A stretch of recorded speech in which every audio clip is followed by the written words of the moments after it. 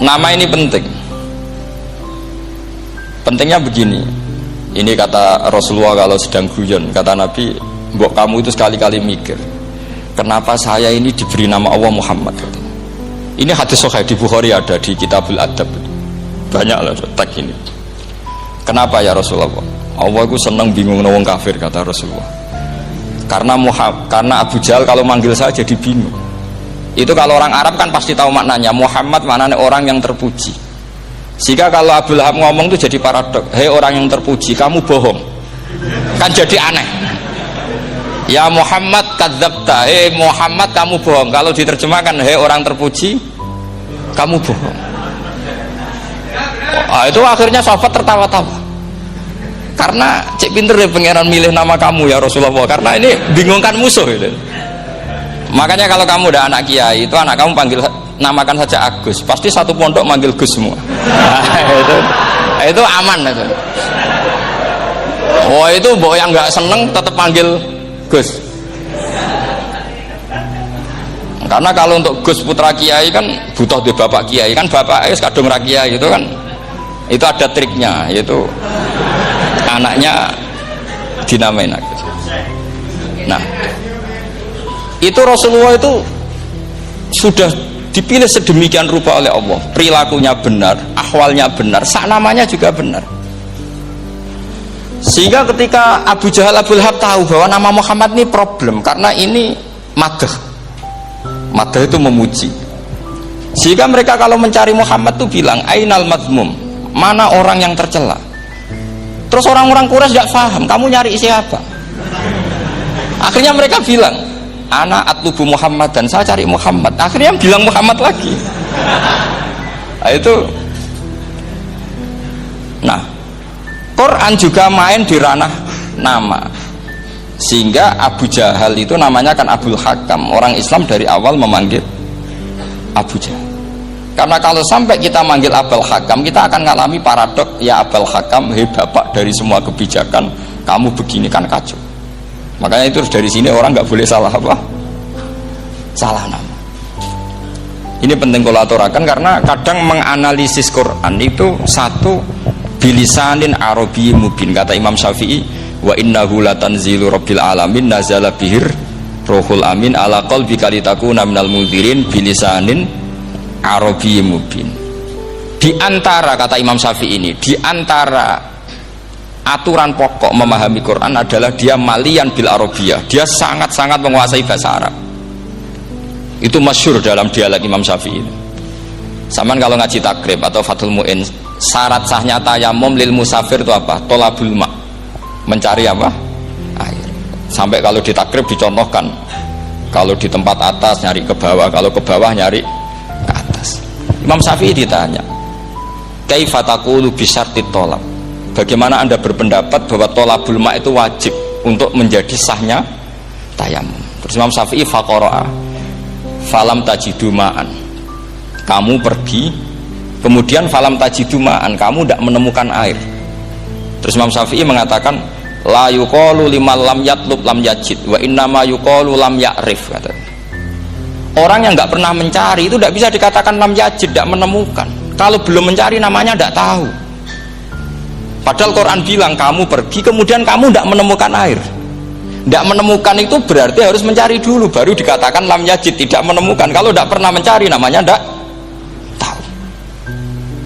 Hanya gitu tok itu jadi ilmu bahwa tolabul ma itu wajib, karena Allah mengatakan falam tajidu ma la yuqalu liman lam yatlub lam yajid wa innama yuqalu lam ya'rif.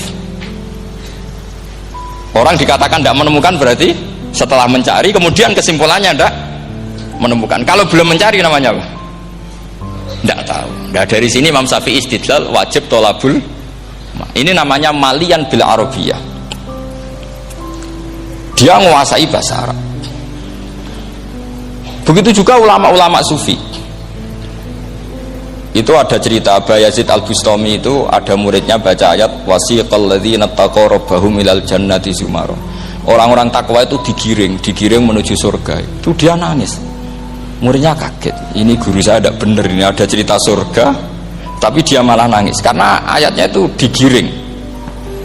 Terus kata Abu Yazid, mereka itu di mana saja, masa ke surga aja butuh digiring? Ke surga itu kan nikmat, ngapain butuh digiring? Saya tidak mau, kata dia. Abu Yazid itu gak mau digiring ke surga, itu gak mau. Mereka kan tambah kaget, memangnya mau neraka kan, itu pikirannya itu. Ternyata beliau jawabnya sederhana, saya pas itu sudah dekat sama Allah sehingga tidak perlu digiring. Kemudian saya sudah panitia kiamat pas itu, jadi tidak perlu digiring. Nah ini nanti penting jadi satu aturan ilmu ulumul Quran. Saya di rumah itu istiqomah ngajar Qawaidul Asasiyahnya Said Muhammad yang dulu ditulis abahnya Zubdatul Itqan oleh Said Alawi. Kemudian Zubdatul Itqan itu tentu dari kitab Itqan. Terus Said Alawi dulu ngarang kitab Faidul Khobir, sarahnya Faidul Khobir sama Sayyid Muhsin Al-Musawab, dulu dari Padang tapi hidupnya di Mekah. Saya dulu talaki sama Mbah Mun. Itu ternyata ada ayatnya, innal muttaqina fi jannati wa nahar fi maq'adi sidqin 'inda malikim muqtadir. Sekarang sampean saya tanya, menurut Anda semua orang kena hisab enggak? Enggak, sampean jawab saja. Menurut Anda ketika di mahsyar semua orang kena hisab apa enggak? Pasti kita menjawab iya. Tapi kata Said Muhammad itu keliru. Enggak kebayang orang seperti Nabi kena hisab. Pasti yang kena hisab itu orang-orang yang enggak jelas. Nah, misalnya Nabi jelas baiknya, harusnya ya langsung enggak kena hisab. Karena enggak mungkin seorang saksi kok diaudit, enggak mungkin. Lo saksi itu di pengadilan kan nggak tersangka, nggak terdakwa, dia tidak boleh diintervensi oleh hakim. Nah, Rasulullah ketika kiamat, ketika fil mahsyar, fi faslil qada itu jelas, fa kaifa idza ji'na min kulli ummatin bi syahidi wa ji'na bika ala haula'i syahida. Rasulullah sudah dekat Allah, pas mahsyar itu ada Allah, ada Rasulullah, ada Jibril. Kemudian Nabi itu mengidentifikasi. Ditanya sama Allah, bener mat ini umatmu? Ya, niki umatmu ya. Kalau yang nggak jelas ya Nabi lama jawabnya. Makanya kamu jangan jadi orang nggak jelas. Nah, itu kalau sekali nggak jelas itu Nabi lama sekali jawab. Nah, artinya begini, yang kena hisab itu meskipun kata Said Muhammad, meskipun Dhahirul Quran itu menetapkan asbata umumal hisab, tapi zahirnya Quran yang sama juga menafikan hisab. Itu karena nggak mungkin, nggak kebayang kita malaikat berani menghisab afdalul khalqi. Sama bisa bayangkan malaikat mengaudit Rasulullah SAW. Ahabbal khalqi ilallah. Benci loko mencet. Wong jejer Allah kabeh dinten audit sudah indah. Fa kaifa idza ji'na min kulli ummatin bisyahidi wa ji'na bika ala haula'i syahida. Lalu mungkar nakir juga sama. Sampean bisa bayangkan mungkar nakir tanya Nabi Muhammad. Tesnya susah. Karena kalau Rasulullah terus ditanya, "Waman nabiyuka?" Wah, itu kan bisa kiamat itu.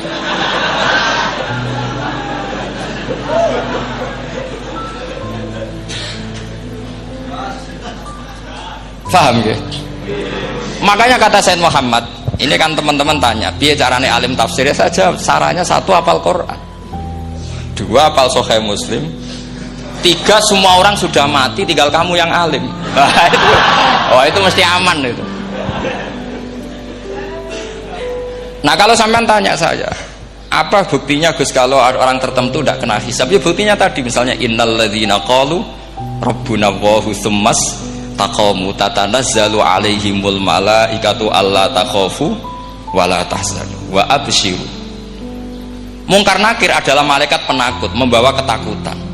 Sementara para wali ini jelas malaikat kena konstitusi, malaikat harus mengatakan ke para wali alla takhafu wala tahzanu. Padahal Nabi tentu sayyidul auli.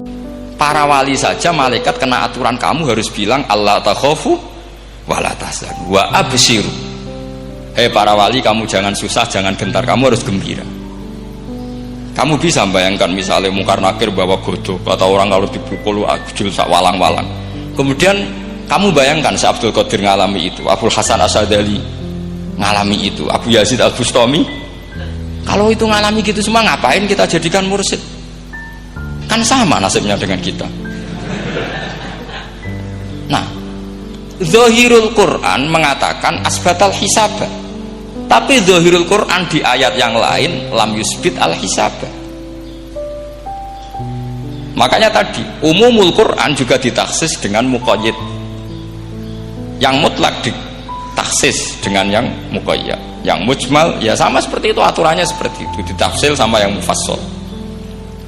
Sama orang kafir yang jelas, sampean bisa bayangkan malaikat ngaudit Fir'aun, cek kurang penggaweane, jelas eleke kok di audit.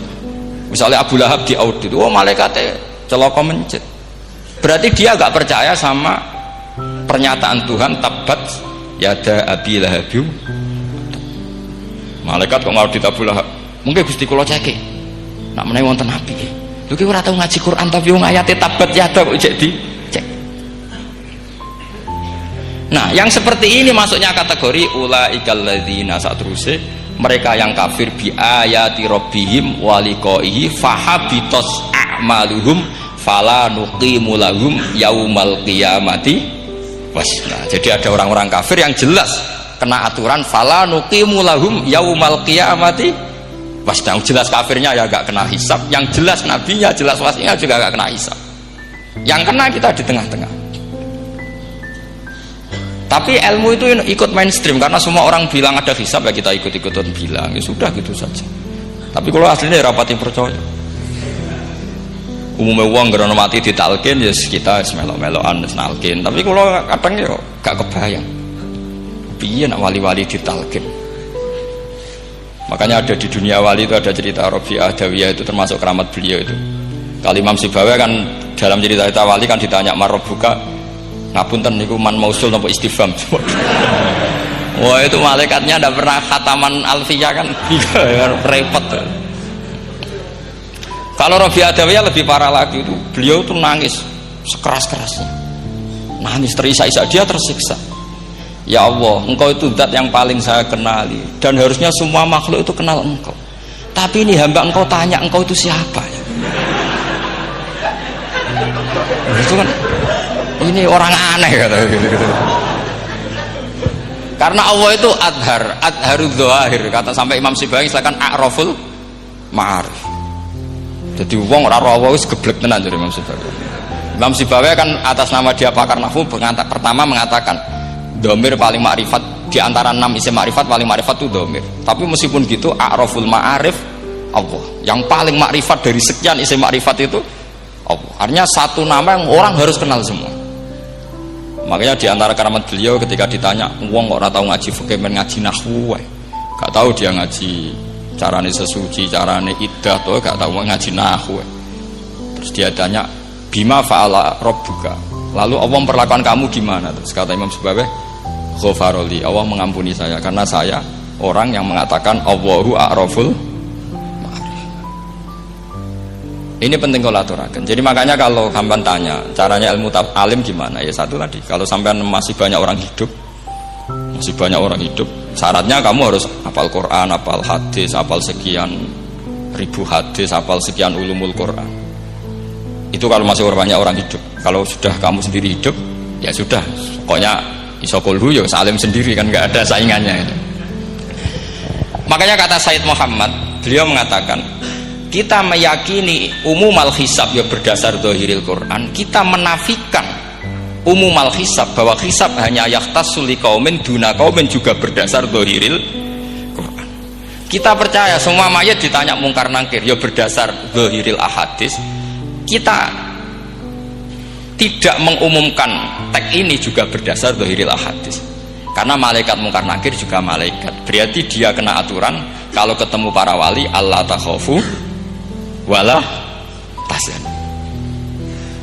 Faham sih belum maksud? Ini penting kalau aturakan. Jadi makanya aspeknya sampean bisa memulai kalau ingin jadi orang alim tafsir, bisa mulai dari yang mudah saja, yang fikih saja. Makanya kata Imam Ghazali, kenapa Mu'tazilah jadi segoblok itu? Karena dia tertipu oleh umumatul Quran, oleh teks-teks umum. Dia tidak tahu mukhasisnya. Padahal setiap ayat umum itu pasti ada mukhasis. Misalnya begini ya, kalau kamu maknanya fikih saja, contoh yang paling mudah familiar itu fikih ya. Misalnya kita ngaji Quran, wal mutallaqatu yatarabbasna bi anfusihinna salasata quru. Kalau orang dicerai itu iddahnya itu 3 kali masa napa? Suci. Apakah aturan iddah seperti ini hal hadhil iddah amatun likulli mutallaqatin am li mutallaqatin makhsusah? Apa ini semua mutallaqah iddahnya pasti salasata quru apa orang tertentu? Ya ndak, asal dia mutallaqah pasti iddahnya salasata quru. Anda goblok, Anda salah besar. Kalau misalnya yang dicerai adalah orang hamil, iddahnya apa? Salasata quru apa watil hamli? Watil hamli. Kita butuh ayat lain, wa ulatul ahmali ajaluhunna ayyadna hamlah. Sama seperti kita ngaji walladzina tawaffawna minkum wa yadharuna azwaja yatarabbasna bi anfusina arba'ata asyhurin wa asyra. Asal wanita ditinggal mati suaminya, maka iddahnya 4 bulan 10. Apa semuanya demikian? Enggak. Misalnya orang hamil iddahnya biwatil hamil. Artinya kalau Anda tertipu umumatil Quran, berarti Anda sama dengan menghukumi orang ditolak semua iddahnya salasata quru. Sama misalnya orang sekarang dalil-dalil wa may yatawallahum minkum fa innahu minhum. Kalau berkawan orang kafir, maka dia menjadi kafir. Itu kan fatal. Semua nabi ya berkawan orang kafir karena dakwahnya memang sama orang kafir. Lo coba andai kan sampean hafal Quran itu sama teori itu tuh mungkin menyedihkan. Coba istilahnya Quran wazkur akho'at wa ila adin akhawum huda wa ila samuda akhawum. Terus semua umatnya yang kafir disebut akhawum. Akhaw itu artinya apa? Saudara. Mereka ya berkawan sama orang kafir. Makanya butuh analisis fikih untuk maknani wa may yatawallahu minkum fa innahu. Setelah dianalisis fikih, ternyata semua nabi diistilahkan wa ila madyan akhahum syuaiba wa ila adin akhahum huda. Akhaw itu artinya apa? Saudara. Kalau sampean tanya, lalu logikanya gimana? Kata kitab-kitab kan wa ingkana dasarin fajanibu suratan. Kalau ada teman buruk jauhi, kalau teman baik temani. Kalau cara usul fikih gampang. Kancanan maling dosa, wong kok kancane maling. Tapi nak dakwai maling apik kan? Aku ora ngancani kok dakwai dandani, selesai kan? Ngancani maling elek, nak dakwai maling apik. Demenan rondo elek, nak didik apik kan, itu seperti itu. Nah, ini penting kalau aturaken.